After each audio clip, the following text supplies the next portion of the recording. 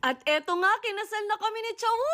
At hindi ko inakala na mapupunta kami sa ganitong point. Yung dating nag-collab lang, ngayon kinasal na. Sigurado maraming nagtataka na kinasal ako ng ganito kaaga. Basta masaya ako kung anong meron sa amin ngayon ni Chawu. Literal na from kaibigan to lover. Kaya naman samahan nyo kami sa journey namin dito. Kaya naman from this to this.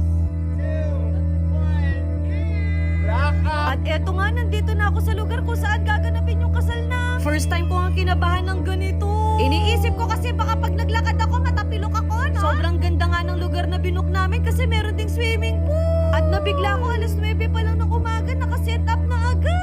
Literal na wala ng kurungan to. Naalala ko noon, pinapangarap ko lang yung ganitong setup ng kasal. Ngayon, ilang oras na lang ikakasal na tayo. Tinry ko nga mag-practice at sana hindi talaga tayo maiyak mamaya. Halos artificial nga yung ginamit dito kasi baka malanta. Gusto ko nga magpasalamat sa Portfolio Event Solution kasi ang ganda talaga ng setup. At grabe, sobrang nag-exceed talaga yung expectation namin. At sigurado din ako, marami mag-partner na pinapangarap din to. Kaya naman ngayon, pupuntahan naman natin yung reception area. O, diba? Ang gaganda ng mga nag-assist sa akin, no? Pagkapasok ko pa nga lang, nabigla ako sa naging design ng ceiling natin. Wala akong masabi kundi wow! Nag-aayos na din yung mga booths dito, kaya abangan nyo na lang. Intimate din kasi yung wedding namin, kaya 50 packs lang yung sa catering. At grabe, kahit 500 na katao, kasyang-kasya dito. Yung napili nga namin na team, yung white na may pagka-touch of pink. O, diba? Hindi na wala yung pagkakikay ko dito, no? Aminin nyo, napaka-elegant at klase ng wedding namin. Isipin nyo, isang linggo lang namin pinagplanuhan lahat. Dito din namin gagawin yung first dance namin ni Dee. Baka bigla akong kumaldag dyan, no? Isipin nyo, isang linggo lang namin pinagplanuhan lahat. Kaya talagang hindi namin in-expect na ganito pa rin pala kabongga.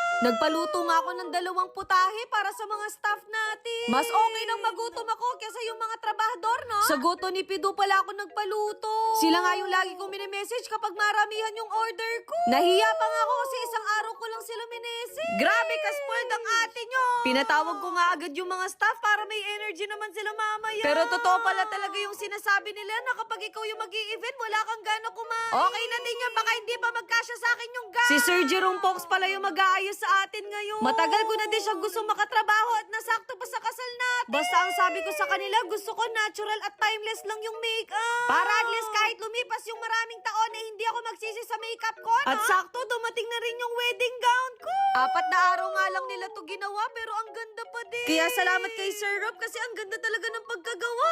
Yung gusto ko kasi yung may pagka-modern na din yung gown ko. At sakto, dumating na rin yung pinakostom namin na cake. 3 layers nga to at nag-request ako na chocolate flavor sana. Opo, at kahit yung magvi-video at photo natin, dumating na rin sila. Sabi ko sa kanila,